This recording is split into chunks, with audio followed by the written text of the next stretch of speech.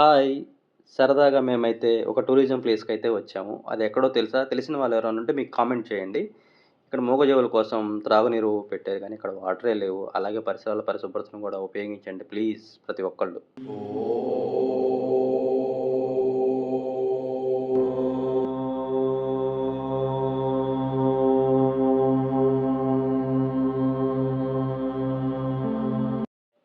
నేనొచ్చిన tourism ప్లేస్‌లో ఒక మహా అద్భుతమైన మంచి స్టాచ్యూ అయితే ఉంది.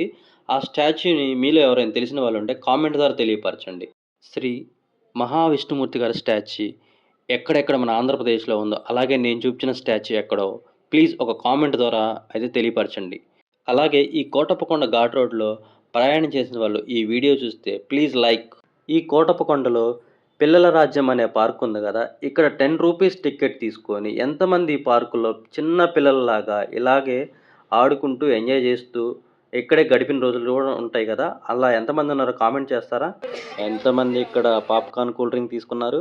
అలాగే ఈ పర్యావరణ పర్యాటక కేంద్రంలో మీరు ఎంతమంది ఇలా పికాక్స్ దగ్గర వీడియోస్ తీసుకోవటం, అలాగే కోటప్పకొండకు సంబంధించిన మ్యాప్, అలాగే అక్కడ ఏం చెట్లున్నాయి, అక్కడ ఏమేం పక్షులున్నవి, ఏమేమి జంతువులున్నాయనేది ఇక్కడ అక్వేరియంలో డిఫరెంట్ ఫిషెస్ అయితే ఉంటవి.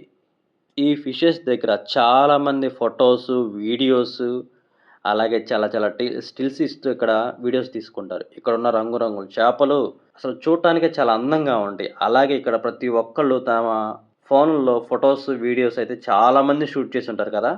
ప్రేమ ఎంత మధురం ప్రియురాలు అంత కఠినం అనే బాధతో నేనైతే గిటార్ తీగలు తెంపుతూ ఉన్నా. ఇంకా ఫైనల్‌గా వచ్చేసి ప్రపంచమంతా దొంగ నా కొడుకులనేది ఎలా ఉంటదో, ఈ వీడియోలో నాకిప్పుడు అదే అర్థమైంది. నాతో వచ్చిన ఫ్రెండ్స్ నన్ను ఇలా కొండ మీద పైకి తీసుకెళ్ళి, దారి తెలీకుండా అలా అయితే వదిలేసి ఎళ్ళిపోయారు. నేనైతే ఒక్కడిని చాలా బాధపడుతూ, అక్కడే కూర్చొని ఏడుస్తూ కూర్చున్నాను. చాలా సార్లు మా అమ్మ అయితే నాకొక విషయం చెప్పేది.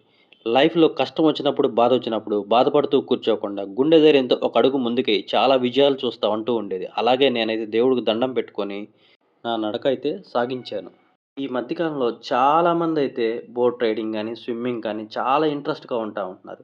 అసలు మన కోటప్పకొండలో ఇప్పటివరకు ఎంతమంది ఈ ప్లేస్‌లో బోట్ రైడింగ్ అయితే చేశారు?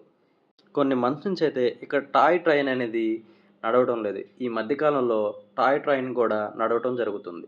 కాబట్టి పిల్లలు కోటప్పకొండకు వచ్చిన ప్రతి ఒక్కళ్ళు టికెట్ తీసుకొని ఈ కోటప్పకొండలో ట్రైన్‌నైతే ఎక్కేసి అలా ఎంజాయ్ చేసైతే వెళ్ళొచ్చు. చూస్తున్నారు గదా! ట్రైన్ ఎంతుందో. లోపల ఉన్న కొండలో ఉన్న అక్కడ జంతువులు గానీ, అక్కడున్న ప్రకృతి గానీ, అలాగే అక్కడ సంబంధించిన ఈము కోళ్ళు గానీ, జింకలు, అలాగే చాలా రకాల పక్షులు ఉంటాయి అక్కడైతే. సో, మీరైతే వెళ్ళినప్పుడు ఈ బోట్ రైడింగ్‌లో అయితే కంపల్సరీగా జర్నీ అయితే చేయండి. చేశాక అసలు కొండల మధ్యలో మనం ప్రయాణం చేసిన ఫీల్ ఉంటది. చూసారా అక్కడ జింకలు ఎలా ఉన్నాయో పడుకొని? సో, మేము వెళ్ళినప్పుడైతే ఒక జింకలు, అలాగే ఈము, ఇంకా కొన్ని కొన్ని పక్షులు అలాంటివి కనిపించినియి. సో, ప్రతి ఒక్కళ్ళు వెళ్ళి ఎంజాయ్ చేయండి. అసలు ట్రైన్ రైడింగ్ కంపల్సరీగా వెళ్ళండి. చాలా బావుంటది అసలు కొండల మధ్యలో ప్రయాణం. తెలుసా? ఓకే. ఇంతటితో ఈ వీడియో నచ్చితే like and comment, subscribe please.